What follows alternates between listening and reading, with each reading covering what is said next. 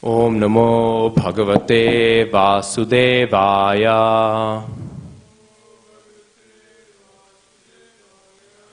Om Namo Bhagavate Vasudevaya.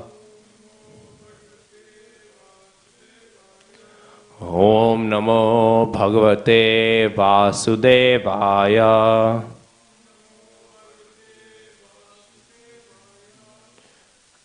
So, text 14 doesn't have a purport, so I'll quickly read text 14, but then we'll recite text 15 and then read the purport for that. So text 14 is Shrir Yatra Rupin Yurugaya Padayoho Karoti Manam Bahudha Vibhuti Bihi Prenkham Shrita Ya Kusuma Karanugair Vigiyamana Priya Karma Gayati, which is the goddess of fortune in her transcendental form, is engaged in the loving service of the Lord's lotus feet, and being moved by the black bees, followers of spring, she is not only engaged in variegated pleasure, service to the Lord, along with her constant companions, but is also engaged in singing the glories of the Lord's activities. And then we come to today's text of Canto 2, Chapter 9, Text 15. Dadarshat tatrakhila satvatam patim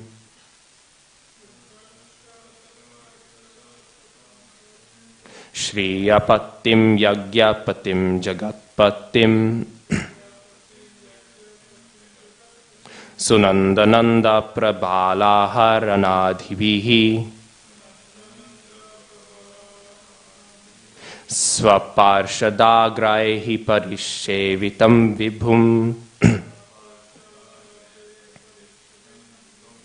Dadarshatatrakila satvatam patim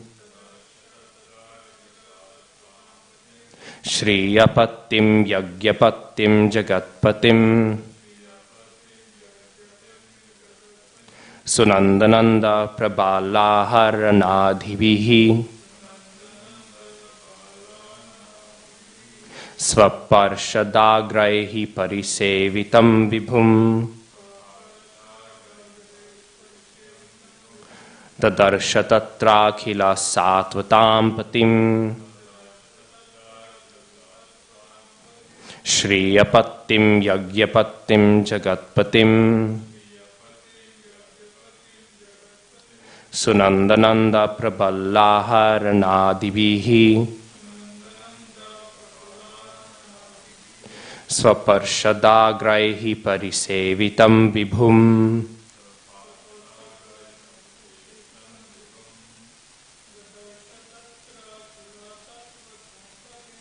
Tadarshatatrakila satvatam patim Shriyapatim yagyapatim jagatpatim Sunandananda prabalaharanadhivihi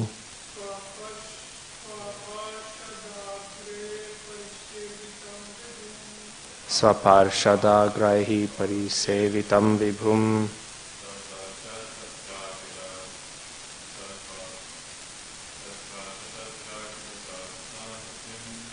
Darshatatrakila satvatam patim Yagpatim yagyapatim jagatpatim Dananda nanan prabalaharanadhivihi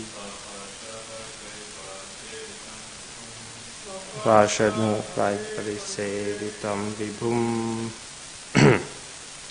Dadarsha Brahma saw Tatra, there in Vaikuntha Lok, Akhila, entire, Satatam, of the great devotees, Patim, the Lord, Shriya, of the goddess of fortune, Patim, the Lord, Yagya, of sacrifice, Patim, the Lord, Jagat, of the universe, Patim, the Lord, Sunanda,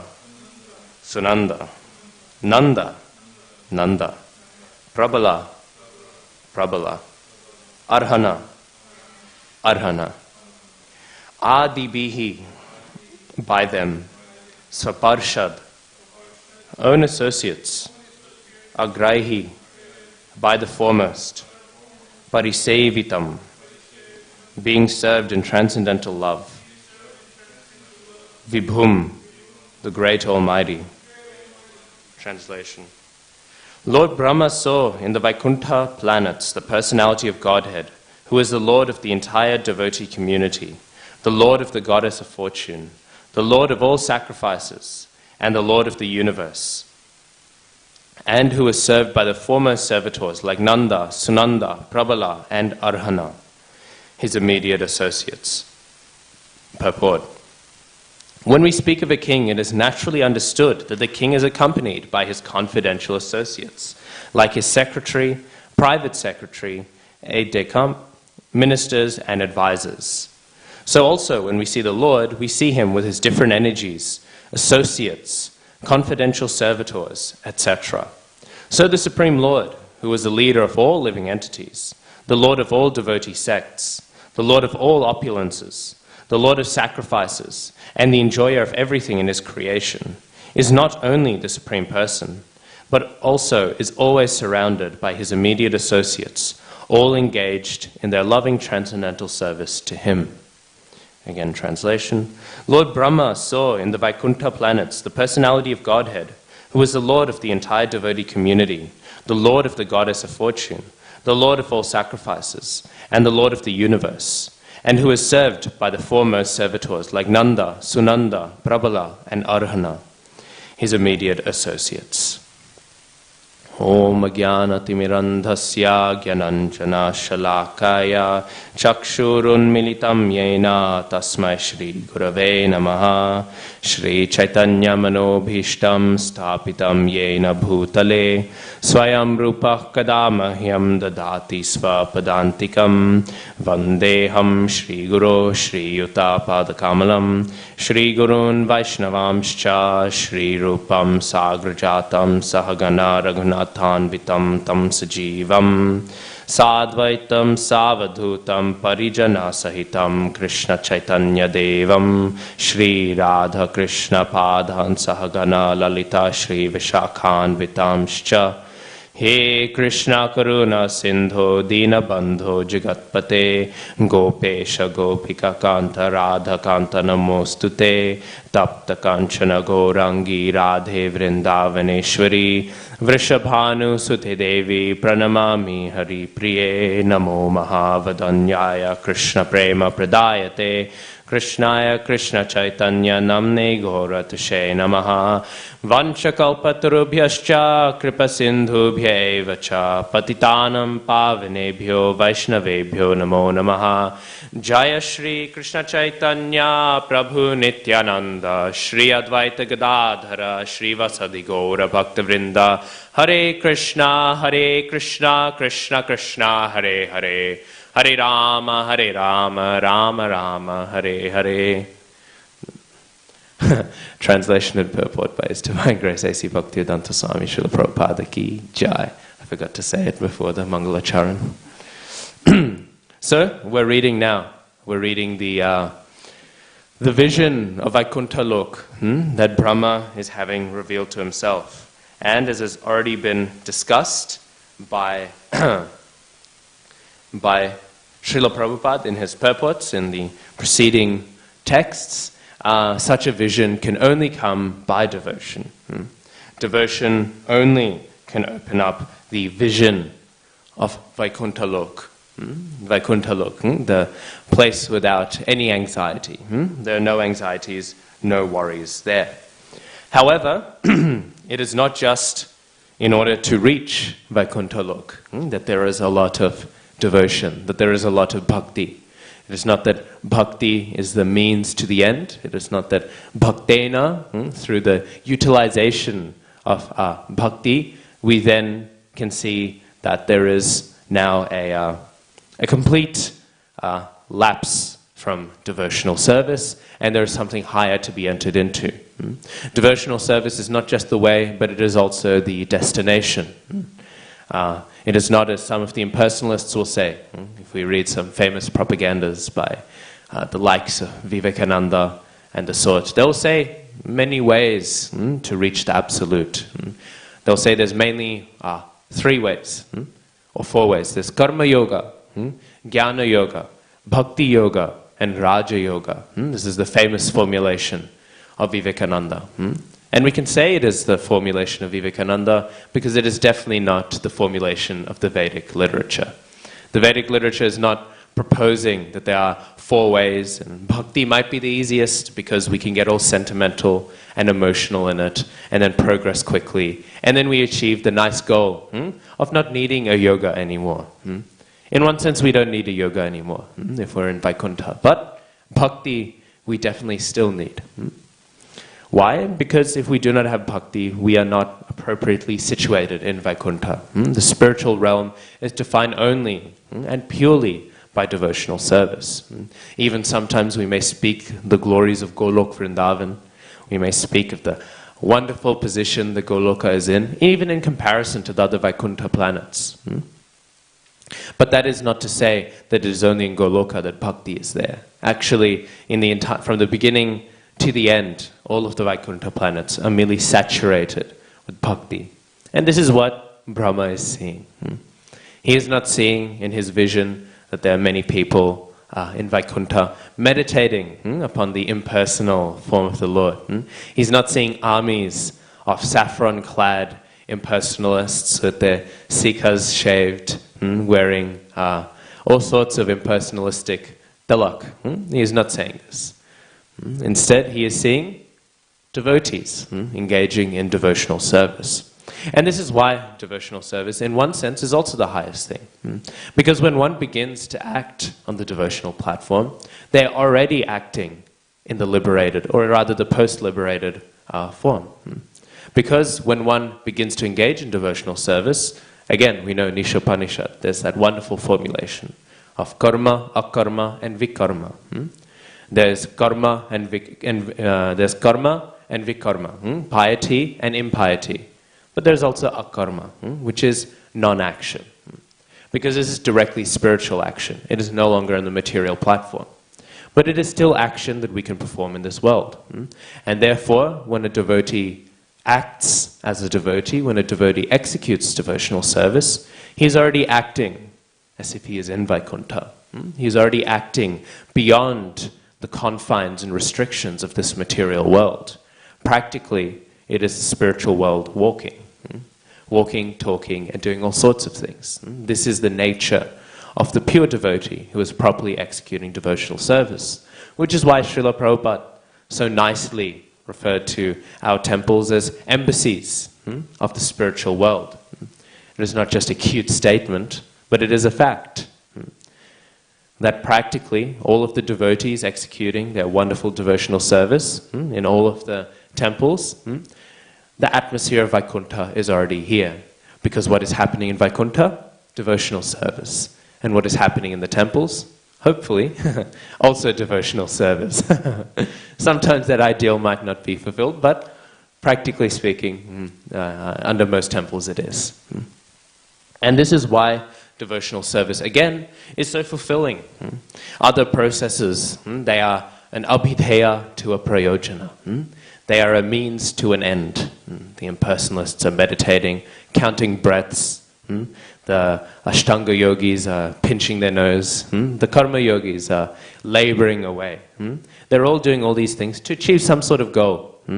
Maybe the Karma Kandis, they want to achieve the heavenly planets. The Gyanis, they want to merge into the Brahman effulgence, like this. But it is only the devotee who does devotional service for what sake? For more devotional service. It is a cycle of infinite bliss. All other paths, eventually they get somewhere, and then you have to abandon them. But devotion keeps on going. It's almost like a loop error. It keeps on going again and again and again. Now I have devotion, but what is the nature of devotion? I want more devotion. The devotee is always at his destination and never there either. Because his destination is more devotion, but once he gets more devotion, what does he want? More devotion. The destination merely becomes then the next means. The prayojana merely begs more of the sambandha, or rather the sambandha begs more of the prayojana, which in turn becomes the sambandha to beg for more of the prayojana. It's a bit loopy to think about, but it's a loop. And this is why devotional service is ultimately the most satisfying. Because we have an infinite capacity for action, to act, to enjoy, to feel bliss. But only devotional service, by its nature of causing the devotee to want more devotional service, only devotional service itself can act perpetually to satisfy such a desire. And how do we see devotional service expressed? In text 14, we see a very nice example of the goddess of fortune. And of the 9 forms of bhakti, Shravanam, Kirtanam, Smaranam, Vishnu, which one does the goddess of fortune embody the most strongly? Of the 9 forms of bhakti, Padasevanam, yes. And so Padasevanam is one form now, the Brahma he is seeing in the spiritual world. And he's seeing all sorts of things. He's also seeing, engaging in singing the glories of the Lord's activity. He's also seeing Kirtanam. But there is a nice focus here on service to the Lord's lotus feet by the goddess of fortune, Padasevanam. But what is Padasevanam? Often there is a question, what does this entail? We can somehow understand what the other 9 forms of bhakti entail. We can understand, we have a rough idea what Atma Nivedanam, surrender of the self fully, like Bali Maharaj, although it's a bit hard to do it to the degree of Bali Maharaj. We do not have whole universes to offer. But we can understand Shravanam, Kirtanam, Smaranam, all of these things, we can understand how to execute them. But Padasevanam is a little hard to understand. We might say, well, we can go to the deity, and we can worship the deity, but that's Archanam, that's not Padasevanam. So what then is Padasevanam? Any ideas? So Padasevanam, Jiva Goswami, he describes very nicely. Padasevanam does not mean that we are just serving the lotus feet. Of course we are serving the lotus feet, hopefully. Padasevanam refers to any menial service done towards the Lord. This is Padasevanam. Padasevanam does not mean that one worships only the lotus feet of the Lord and then abandons everything else. But it also doesn't mean that one maybe just focuses on the lotus feet of the Lord. This title, Pada, Padasevanam, means that we are worshipping and serving the Supreme Lord with a mood of reverence. Pad. We are approaching by the feet. We know that when one is approaching the Supreme Lord with awe and reverence, we beg for the lotus feet of the Lord. Once that awe and reverence goes away and one is in a more rasic conception, then the Supreme Lord begs for the devotee's feet. Then it gets flipped around. Instead of the devotees begging by approaching the Lord by his lotus feet, instead the Lord approaches his devotees through their feet. But we are not at such a rasic level. And so these 9 forms of bhakti as given by Prahlad Maharaj, they're given very much in light of the Vaidhi Marg. Prahlad Maharaj was not a rasic devotee, a worshipable devotee. Even Sri Krishna Chaitanya Mahaprabhu, who was the most rasic of all personalities to have ever walked the earth, would hear on end countlessly from Gadadhar Pandit the pastimes of Dhruva Maharaj and Prahlad Maharaj. So it is not that they are not worshipable, but he is not on the spontaneous platform. He is coming very much from Vaidhi Bhakti, according to rules and regulations. Still, he is given these parts, and most of these parts also are incorporated into the Rag Marg. But essentially, Prahlad Maharaj, while describing these, he has given us Padasevanam. And with Padasevanam, it is an approach with awe and reverence to the Supreme Lord, that we serve the Lord with awe and reverence, as Lakshmi does. Lakshmi, she was once begging, and she performed very many great austerities in order to be able to worship the Supreme Lord. It's the way the gopis do. And we can imagine Lakshmi Devi, the goddess of fortune, the goddess of wealth, the goddess of opulence. What to speak of any queen on earth. She has all the opulence, all of the facility. This is a natural inclination of the feminine tendency. We see women, they like to dress themselves up with nice jewelry, nice clothes, like this. This is the natural feminine tendency. They like some opulence. This is why historically the path of renunciation was not so much encouraged for women. They find it a bit harder to renounce things like hot showers and sleeping on beds, like this. Often I hear complaints. And that's not to say that the Brahmacharini ashram is bad or anything, but sometimes I hear complaints. Why do we not have female sannyasis? Why didn't we have this or that? But then I'll always ask those Matajis who are saying that, I'll say, well, do you want to take sannyas? And every time they say no. Because naturally this tendency of strong renunciation is not there. But so Lakshmi Devi, what to speak of them? Lakshmi Devi, she is used to the highest comforts. She is having very, very nice facilities. But even she, imagine then how great austerity would be for her. Austerity we can measure not so much necessarily in the intensity of the austerity, but in the intensity of what is renounced. And so Lakshmi Devi, by performing her great austerities, she was doing a very great act of tapasya, of renunciation. And so she went in the forest and she began to perform great, great austerities. Why? Because she was thinking, I want to be like those gopis. Those gopis in Vraj who have such sweet, intimate relations with Krishna. I want to be like them. And so thinking like this, she performed great, great austerities. And performing these austerities, she proved that she was serious. We look at the previous acharyas and what great austerities they did. How easily they did them. How easily Srila Bhaktisiddhanta Saraswati Thakur chanted so many rounds. And how easily so many of his disciples chanted 64 rounds daily. And then we think, how many devotees today, they would faint at the mention of 64 rounds. They would faint, sometimes they faint at the mention of 16 rounds. What to mention of 64 rounds. So, what great austerities she was performing. She's showing how serious she is. Because the reason why we faint at such a big number isn't because such a big number is hard, but because we are not used to it. Again, how much more not used to it is the goddess of fortune regarding any austerity. So performing these austerities, eventually a great personality appears to her. And that great personality is speaking to Lakshmi Devi. And he says, okay, I can see you are serious. You are serious to become a gopi. But in order to do so, you must first do something very important. In order to be a gopi in Vraj, you cannot be married to Vishnu. You cannot be married to Narayan. You cannot be married to the Supreme Personality of Godhead. You must be married to one of the cowherd men in Vraj. And Lakshmi thought, oh, I've done so much tapasya, but this is going too far. And she starts getting a bit uncomfortable and she's ready to say no, because she is so chaste. This is very good. She is shocked.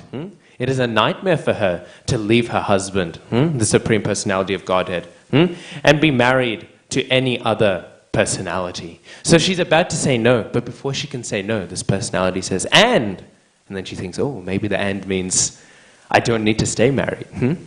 Something like this. Maybe there's a good bargain being brought out of this. And in the middle of the night, you must sneak out of your husband's house and engage in all sorts of rasic pastimes with Krishna in Goloka. And at this point, Lakshmi faints. She thinks, I cannot do this. What to speak? That I have to leave my husband and marry another man. Then I need to leave him, this new man that I'm marrying, and leave him as well? I cannot do this. And so she faints. And when she's brought back to her consciousness, she says, no. This isn't for me. I'll stick to what I've been doing this whole time before. Because she is filled with this mood of opulence. She's filled with this certain rasa. And what can we say? All glories to this rasa. It is not that we take this to diminish her mood. Even Anupama, the brother of Srila Rupa and Sanatana Goswami, after being preached to the entire night, and being proved to that Ramchandra is not the Supreme Personality of Godhead, still he said, he was with tears in his eyes saying, I cannot give up service to my Lord Ramchandra. I cannot give up service to him. Yes, I know Krishna is the Supreme Personality of Godhead and Ramchandra is his incarnation. I know this, but I cannot let go of this. And Mahaprabhu, upon seeing this, he became ecstatic and he began to glorify him. And he began to say, how glorious is the Lord who will not renounce his devotee. And how glorious is that devotee who will not renounce his Lord. So like this, we see Mahaprabhu, he has given a very sweet domain by which we can acknowledge the love and devotion of others. Our Gauriya Vedanta, it is not just deep, it is so deep. When we see how, especially in this Kartik month, we are meditating on Damodarashtakam. And at the end of Damodarashtakam, how does it go? Namo Radhikaya Tvadiya Priyaya Namo Nanta Leelaya Devaya Tubhyam. Srila Sanatana Goswami has made the point that Srimati Radharani's pastimes, they are so elevated, so deep. This is why Satyavrata Muni has said, Namananta Leelaya Devaya Tubhyam. He has not referred to those pastimes individually.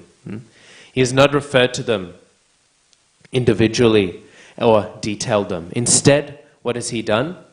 He has said those many pastimes because they're too rasic, too high. But our Gauriya Vedanta, our Gauriya Vaishnavism, obviously not at our level, but when taken to its fullest extent, goes headfirst deep into such rasic ideas. So our Gauriya Vaishnavism is very deep, but it is also very broad. It is very all-encompassing. We do not see the love of the devotees of Ramchandra and dismiss it. Instead, as Mahaprabhu did, we celebrate it. We do not see the devotion of those in the Lakshmi Sampradaya, of the Sampradaya of Srila Ramanujacharya, and think, oh, they are not having proper understanding. They are having a proper understanding, in a mood that is maybe not the highest mood, but a mood that is worshipable nevertheless. If only I were to have the love and devotion that some of the great sadhus of the Ramanujacharya Sampradaya have had for Narayan. If only I could have that intensity of surrender to my spiritual master and to Krishna.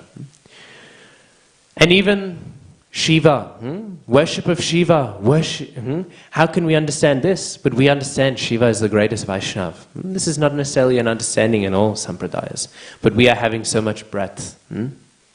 So much breadth, not just width, not just depth, but we're having so much breadth, so much width. What to do with Shakti? We say that Srimati Radharani, she's even higher than Krishna.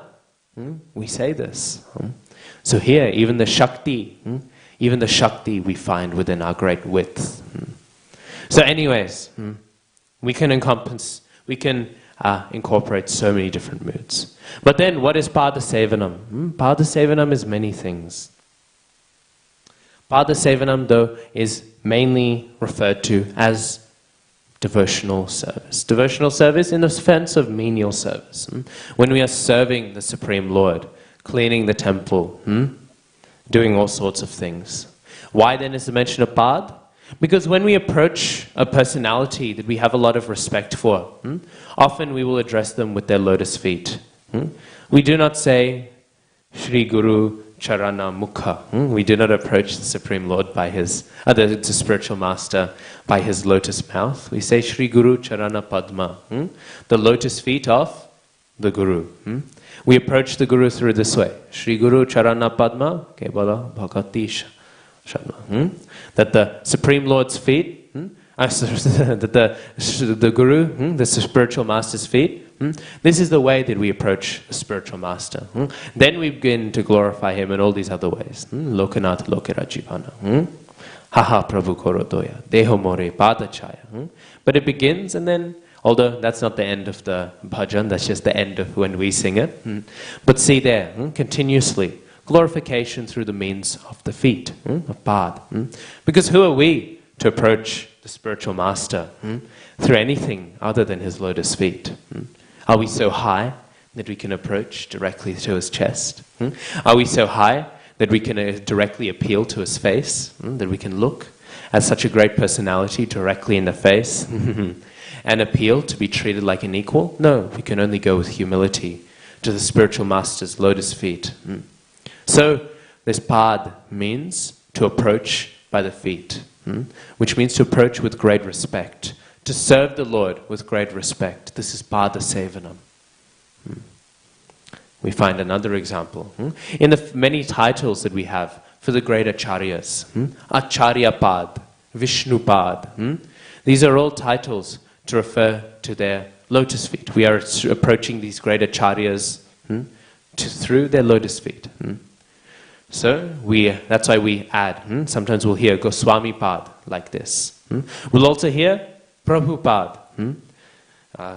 Anyone have any idea of when the first usage of the title Prabhupada was used in our sampradaya? It is actually all the way in Mahaprabhu's pastimes. It is recorded in Chaitanya Charitamrita even. Kashi Mishra, he is the one who gives the title to Sri Krishna Chaitanya Mahaprabhu. So in our sampradaya, the first Prabhupada was Sri Krishna Chaitanya Mahaprabhu. This title Prabhupada is given to many of our acharyas. Actually not many. I actually meant to say the complete opposite. Not so many of our acharyas. They've received this title Prabhupada. And so, Kashi Mishra in Chaitanya Charitamrita, Madhya Lila, chapter 10, text 23. Krishnadas Kaviraj Thakur, he records, Kashi Mishra kohe ami boro bhagyavan, moro grihe Prabhupader hobe obosthano. When Kashi Mishra heard the proposal, he said, I am very fortunate that Sri Chaitanya Mahaprabhu, the Lord of all Prabhus, will stay at my home. Mora grihe, Prabhupader, Prabhupader, the Prabhu, Prabhupader. This is the first example in our sampradaya of the title Prabhupada, Prabhupada being spoken, being given to someone. So Kashi Mishra, he gives the title of Prabhupada to Sri Krishna Chaitanya Mahaprabhu. So this is the first Prabhupada we find in our sampradaya. After that, we find there are a few acharyas, Srila Rupa Goswami, Srila Sanatan Goswami, Srila Jiva Goswami, and then of course also Nityananda Prabhu, Advaita Acharya, and then of course our great Srila Bhaktisiddhanta Saraswati Thakur also has this title, and of course our Prabhupada. Sometimes in the Gauriya Math, the acharyas in the Gauriya Math, when they're speaking to ISKCON devotees, because when they say Prabhupada, they are referring to Srila Bhaktisiddhanta Saraswati Thakur, which is very sweet, very appropriate. There's no problem with that. In fact, our Srila Prabhupada would also say, when he's saying in a class, Prabhupada would say, he's not referring to himself in the third person. He's not quoting himself in the third person. He's referring to Srila Bhaktisiddhanta Saraswati Thakur. But sometimes if one, especially in Parikrama, will often visit Gauriya Maths because they're having their temples in Navadvip. Often this is a visiting. When they speak to ISKCON devotees, they will say, your Prabhupada, to make it clear which Prabhupada they're speaking about. Normally when they say Prabhupada, they mean Bhaktisiddhanta Saraswati Thakur. But to specify, they will say your Prabhupada. And we can be very happy to say our Prabhupada. Because actually this is the nature of spiritual life. Spiritual life is not that we get rid of the ego. It's that we get rid of the false ego. We get rid of the ahankar, by which we identify with all sorts of nonsense. Our body, our degree, our place of birth, all of our achievements. But to identify with the spiritual master, with the great acharyas, to identify with the Supreme Lord, with Sri Sri Radha Gopinath, this is not a bad thing. This is good ego. This is spiritual ego. Of course, we can seem to be growing in spiritual ego, but actually grow it in a bad way. We can say, oh yes, I'm associated with such a great personality as Srila Prabhupada. Therefore, I'm a great personality. I'm so great because I am connected with Srila Prabhupada. I am connected with my spiritual master. I am connected with Sri Sri Radha Gopinath. If we think in this way, this is then more ahankar.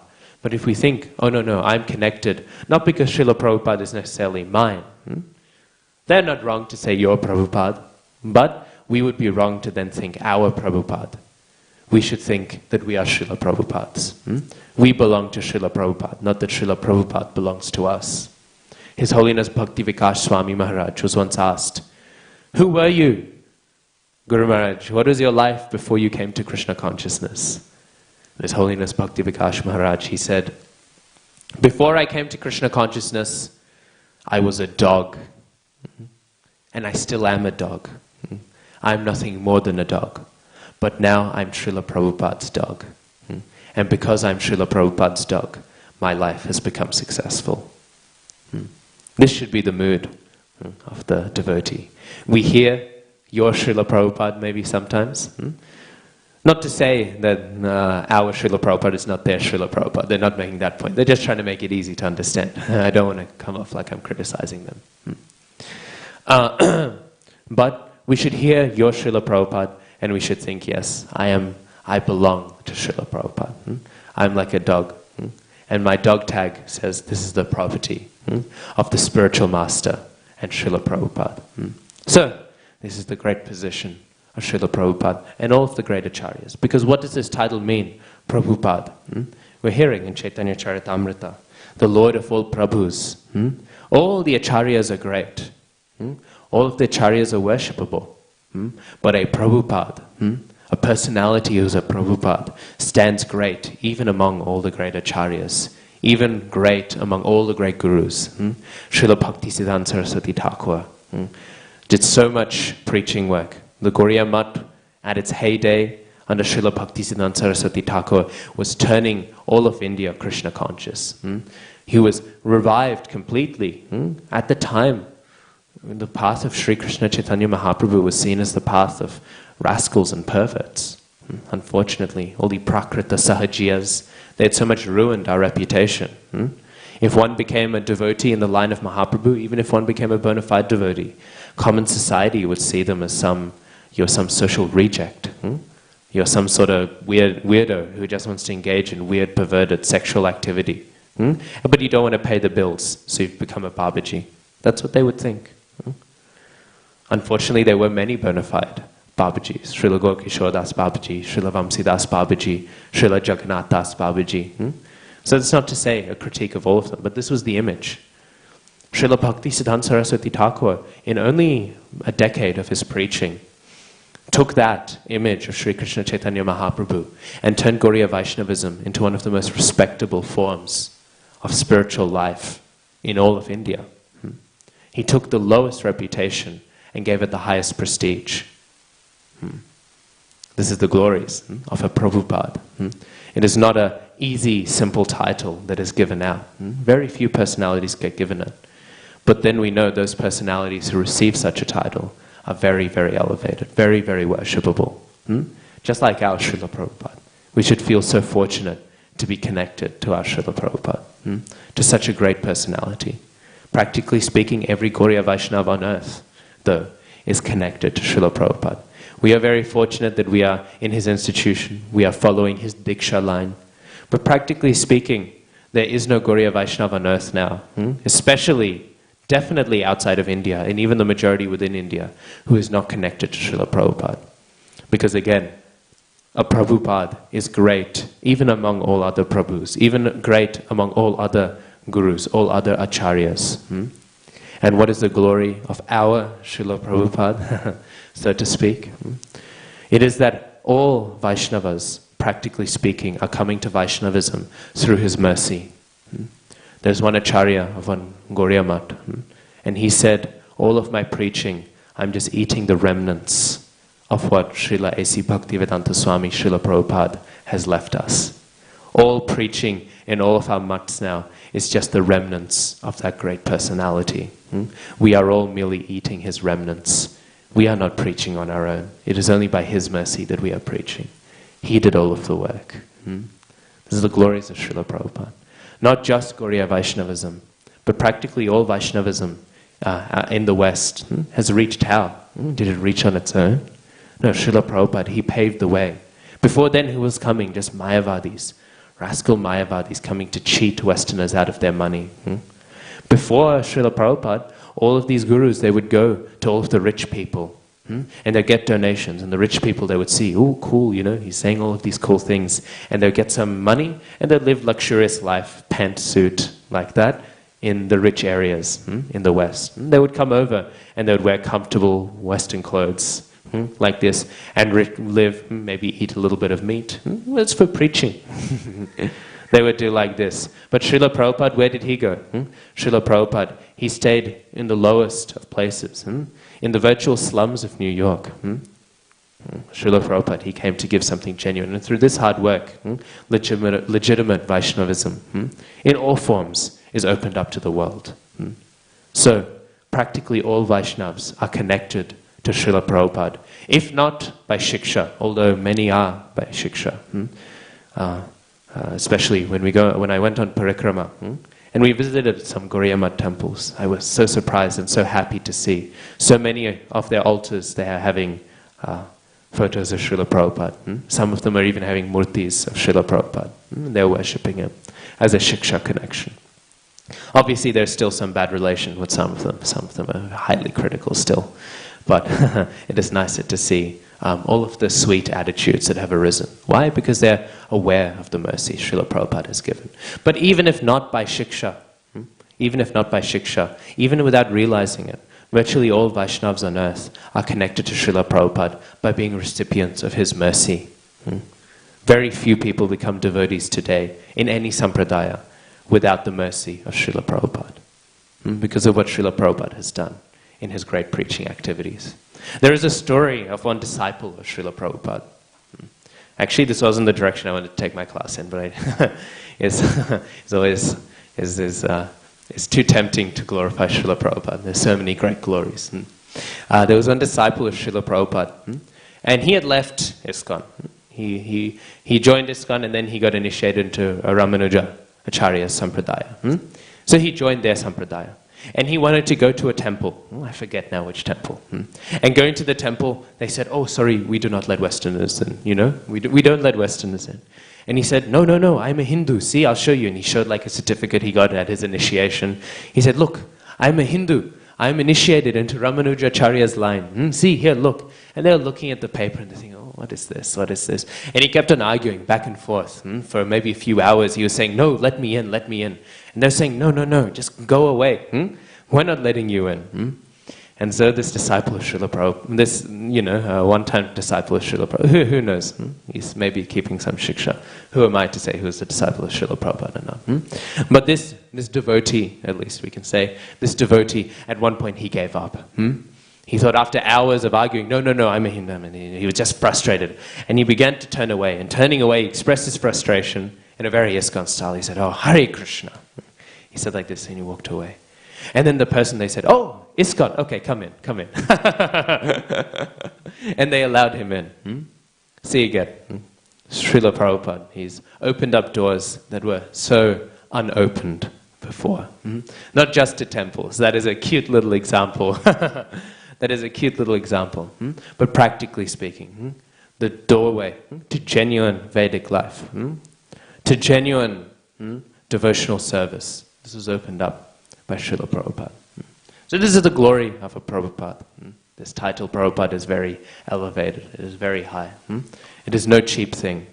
But we can know then that when our Srilasi Bhaktivedanta Swami Srila Prabhupada was given that title, and actually when Prabhupada was given that title, it was controversial. Some of Prabhupada's godbrothers said, Swami Maharaj, he cannot be given the title Prabhupada. Some were a bit envious that Srila Prabhupada was so successful, because it is such a high title. Obviously this reflects their envy, but it also reflects the fact that it is not a low title. It is one of the highest titles that been given. Of course, his non-envious godbrothers, they said, well, why not? Have any of you done what he has done? When you spread Krishna consciousness around the world, then you can say what title he is allowed and what title he is not allowed. But anyways, so this title, Prabhupada, we can understand. It is a great thing. Sometimes we can be so comfortable saying it, using it to refer to Srila Prabhupada, but it is actually a very high thing that we refer to our Srila Prabhupada in such a way. But anyways, Pada Sevanam. Pada Sevanam, therefore, is approaching the Supreme Lord in devotional service, in menial service, with what? with that sort of pada mood, that mood of great awe and reverence. And Srila Jiva Goswami, he gives three main examples of what this is. One is, of course, serving the Lord, sweeping the temple like this. Another one is by going to the dham. By going to the dham, doing parikrama, honoring the dham. This is another form of pada sevanam. Because we are worshipping the dham. We are worshipping the dham, or we are worshipping the Ganga, like this. Another form is worshipping Tulsi. Tulsi seva, especially. This is a form of pada sevanam that we are doing constantly in ISKCON. In fact, it's said in some shastras that a person who is dwelling among Tulsi, a person who is doing some worship of Tulsi, especially in Kali Yuga, they already are guaranteed entry into Vaikuntha. So Ishwara Prabhu, whenever he is taking Tulsi after Bhagavatam class, we know Ishwara Prabhu is guaranteed a very, very great place. Haribo. So Tulsi Seva is Pada Sevanam. Because, why? Because we are serving the great devotee of Krishna. Because the great form of Pada Sevanam, we can think it is serving the Supreme Lord, but the greatest form of Pada Sevanam isn't when we are approaching the Pad, meaning the lotus feet of the Supreme Lord. It is when we are approaching Prabhupada or Acharya Pad, the great devotee, that Pad, the lotus feet of the great devotee. This is the fulfillment of Pada Sevanam. And this is the point Jiva Goswami makes. Why is parikrama in the holy dham Pada Sevanam? On the one hand, we are engaging ourselves in service and worship entirely of the holy dham. Living in the dham is not Pada Sevanam, just to make it clear. That's actually Atma Nivedanam, actually, to live in the dham. But to worship the dham, to visit the dham, to go on parikrama, this is Pada Sevanam. Why? Why? Because the Ganga, the Jamuna, all these sacred rivers are flowing through the dham, and they are great devotees of the Lord. So we are engaging in worship of them. Why? Because the holy dham is created. How? Srila Prabhupada writes in his purports, the dham is created by the execution of devotional service by the great devotees. It is because we are serving the devotees by doing this. That is why this is so great. Also, to worship the dham on its own is great. But an extra element of it is that we are worshipping the devotees. Because wherever the devotees are, we can even think of it the other way around. Wherever the devotees are, there is the dham. So wherever we are serving the devotees, we are serving the dham. We should not think that the dham is only in UP, that Vrindavan is only in Uttar Pradesh. We should not think like this. The dham is wherever the great devotees are. The atmosphere of Vrindavan is even here. We are surrounded by so many great devotees here.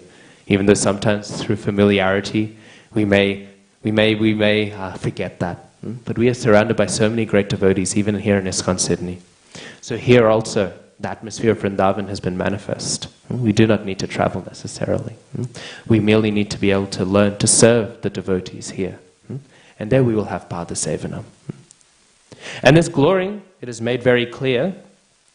How?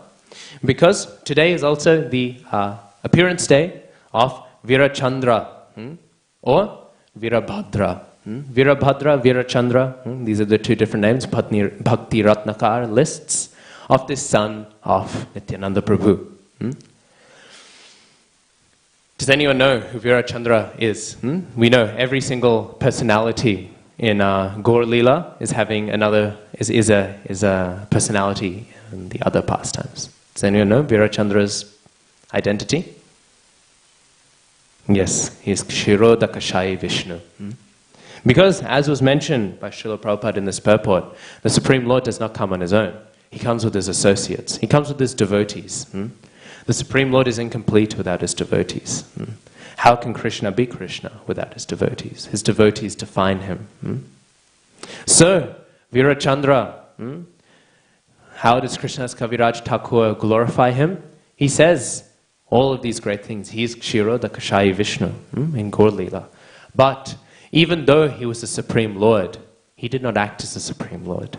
He acted as the great devotee of the Supreme Lord.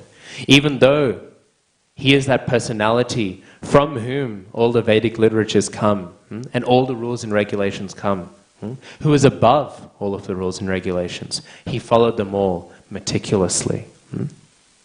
This is the glory of the devotee. To experience being the devotee is such a great thing. Kshirota Kashai Vishnu saw it appropriate that rather than taste an opulent mood as Supreme Personality of Godhead in Gaur Lila, he rather would taste the mood of the devotee. And being in the mood of the devotee, he would be able to serve the other devotees. And so he created the greatest branch by his great preaching. He created the greatest branch of Nityananda Prabhu. Krishna's Kaviraj Thakur, he says in I think 11th chapter of Adi Lila. He does his glorification, all the branches of the tree of Mahaprabhu. And so Virachandra, he has created the greatest of the branch of Nityananda Prabhu, and the branch of Nityananda Prabhu is probably the most prominent of all of the branches in history, in terms of disciples, mainly through Janava Mata. So today is the appearance day of that great personality. So we're doing Pada Sevanam. We should also think that we should also try to glorify and to serve such great personalities as Virachandra, and of course all the devotees surrounding us. But coming to that point again, so Pada Sevanam, what is Pada Sevanam? Actually, I've mainly spoken about text 14. So text 15 is discussing the nature of the Lord. The Lord comes with his associates. The Lord is incomplete without his associates. Srila Bhaktisiddhanta Saraswati Thakur says this. Whenever there is an incarnation of the Lord, we cannot understand that there is an incarnation of the Lord without his associates. Krishna is incomplete without his associates. Why? Because it is not like how the impersonalists think, that the Supreme Brahman, it makes sense, the Supreme Brahman and the Brahman effulgence, all absolute power, unmoving. But this cannot be complete. We hear in Damodarashtakam, what do we hear? Rudantam muhur netra, no, we hear Namamishwaram Sachidananda Rupam Lasat Kundalam Lasat Kundalam Gokule Brajamanam. This first text of Damodarashtakam, what is it speaking about? This first text of Damodarashtakam, it is speaking about, firstly, about the nature of Ishwar, Tattva. Ishwaram Sachidananda Rupam. It begins with Tattva. Then it moves into qualities, Lasat Kundalam, the earrings on Krishna. Then it moves into the associates, Gokule Prajamanam, the denizens of Gokul. And then it moves into pastime, Yashodabhiyo Lukaladhavamanam, Paramrishta Todrutya Gopya, like this. So this first text is exploring all of these things. It's going higher and higher and higher and higher. So what is higher than the Supreme Lord? Sachidananda Rupa. It is that Supreme Lord wearing earrings that are dangling very quickly. What is even higher than the Supreme Lord with these earrings that are dangling quickly? It is that Supreme Lord with his associates, Gokule Prajamanam. And what is higher than that Lord with his associates? It is that Lord acting out his pastimes. Yashoda Piyo Lukaladhavamanam. But what does this mean? The Mayavadis have it the other way around. The Mayavadis will hear these things. They will hear of the associates of the Lord, and they will think actually it goes the other way around. First we have the pastimes of the Lord, and then we have the associates of the Lord, who are the Lord. Then we have the qualities of the Lord, which are still illusions that allow us to realize what? That allow us to realize Sachidananda Rupam. These are all illusion, and we go higher, higher, higher. And then what do we reach? We reach the Supreme. We reach Namami. We reach me. We reach this idea of Ishwar, the Supreme Lord, with all of his potencies, all of his qualities, and then we even ignore that. And we come to Namami, that person who is worshipping, and that is the highest. But this is not the order Satyavrata Muni does it in. He starts from the lowest and goes to the highest. He starts from Namami. Obviously, Satyavrata Muni is not the lowest, but from the perception of the devotee, he sees himself as the lowest. And then he sees Ishwar, which is the vague idea of the controller, the ruler of all the world. And then he sees Sachidananda Rupam, that form which is having Satchidananda, that fullness, the full understanding of Ishvar. And then he sees higher, that Ishvar with the form of Lasat Kundalam. And then that Ishvar, who is now that Supreme Lord, that Supreme Sweet Damodar, running around with his earrings dangling like this, surrounded by his associates, and then pastime is the highest. And what is the meaning of this? I'll conclude on this point. This is the glories of how we understand that the Lord is always associated with his devotees. Because an impersonal Brahman which does not move does not make sense. If Brahman is the source of the material world, how can we understand he is not doing anything? He must be doing something. A being which does nothing does not create a material world. And instead, but a personality who moves. This is our Krishna. Krishna is Brahman. At times we refer to the Brahman effulgence, but we can also say sometimes Brahman in Shastra refers to Krishna himself. But he is Brahman with a push of movement. Brahman filled with Shakti. Lasat Kundalam is a refutation of the Mayavadis. Because that Supreme Lord who is higher than Satchidananda, than Satchidananda Rupam, he is that Supreme Lord who runs. For earrings to sway and move like this, it means a personality is running. Lasat Kundalam. Sanatana Goswami says, by their moving, they are kissing the lotus cheeks of Gopal, these earrings. Because what? Everything in Krishna Leela is an associate of Krishna. Everything in Krishna Leela is an associate of the Supreme Lord. It is a devotee. It is all alive. Because it is all of this one quality. The Supreme Lord is constantly surrounded in the purport. He is always surrounded by his immediate associates.